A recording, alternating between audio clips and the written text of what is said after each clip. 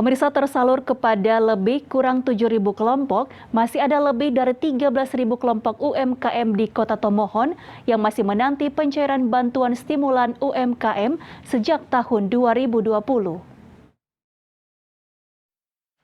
Dinas Koperasi Kota Tomohon melakukan pencatatan penyaluran bantuan stimulan UMKM sejak 2020. Sekretaris Dinas Koperasi Kota Tomohon, Anneke Tuege menjelaskan, pencairan tersebut baru menyasar lebih dari 20.000 kelompok UMKM dengan realisasi kurang dari 50%.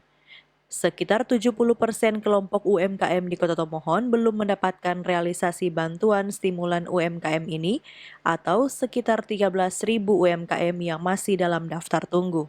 13.000 lebih yang tahun lalu, dengan ini sekitar hampir 100, karena kan belum ada pencairan, baru pencairan tahun lalu itu 7.000 sekian, masih terendah input 9.000-an, berealisasi 7.000-an, jadi ada 2.000-an. Kemudian untuk tahun ini memang belum ada, ini tahun ini yang banyak, sekitar 13.000 sekian.